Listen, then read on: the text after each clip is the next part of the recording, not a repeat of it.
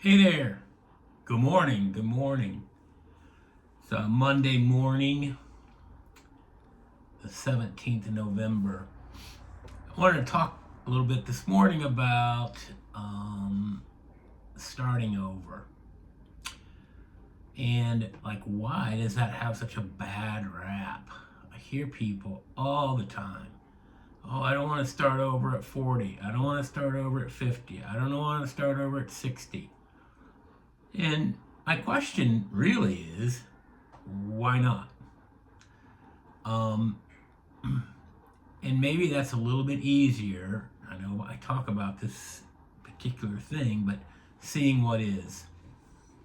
If whatever it is you're doing isn't working, and if you've been trying to get a job for any length of time and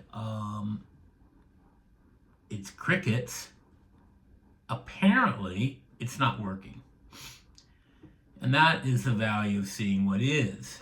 It's also the value of today. May I just be and be and be? And really, that is all there is to this thing we call growing free, simple life.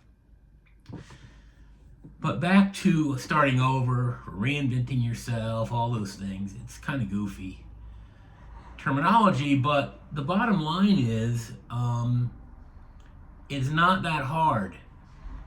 And long ago, I read something. I don't know, maybe it was from Wayne Dyer, don't remember now, but all opportunity lies in uncertainty. Because if we knew the road ahead, because we don't, by the way, newsflash, we don't, things would be much easier. Maybe, but they would be predictable. Um, you know, I read something by Paul Winfield. I'm going to read it real quick. But if you are wise, you will let yourself be shattered and return to the village, humbled, but with a newfound sense that you don't have to identify with that part of you that needs to win, needs to be recognized, needs to know. Pretty good. So, back to starting over. I've started over a multitude of times in my life, my career, including when I retired. I had never even worked in a restaurant as a kid. I was in the I grew up on a farm and in the construction business.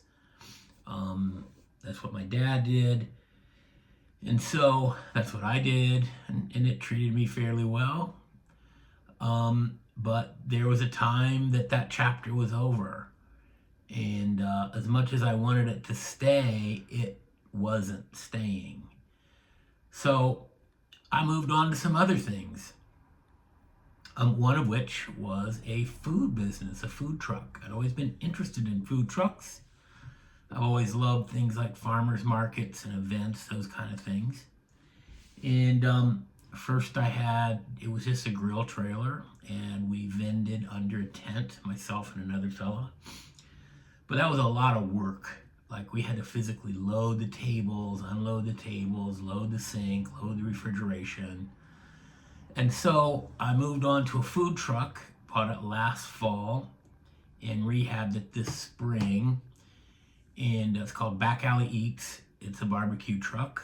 I really enjoy smoking pork shoulders, ribs, chicken wings, meatballs, and it's a lot of fun, and it became an additional source of income, an additional revenue stream that stacks well with my other revenue streams, and it enabled me to steer away from one thing and into the other. And I suppose maybe a reason people don't do that stuff is because lack of courage. Although I never thought I was some courageous dude.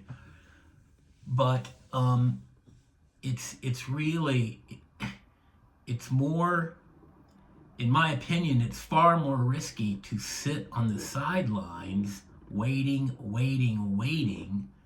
rather than trying something and maybe failing. There's a really popular thing from Roosevelt that went something like, it's not the critic who counts, not the man who points out how strong the man stumbles, or where the doer of deeds could have done better. The credit belongs to the man who is actually in the arena, whose face is marred by dust and sweat and blood, who strives violently, who errs, who comes short again and again and again. That's very true. But who knows great enthusiasms, great devotions, who spends himself in a worthy cause, who at best knows in the end the triumph of high achievement, and who at the worst, if he fails, at least fails while daring greatly, so that his place shall be never with those cold and timid souls who neither know victory nor defeat. Teddy Roosevelt. Anyway, that's it for now. Gonna try to do these videos more regularly and share some things and maybe help someone off the square they're on. All right, ciao, friends.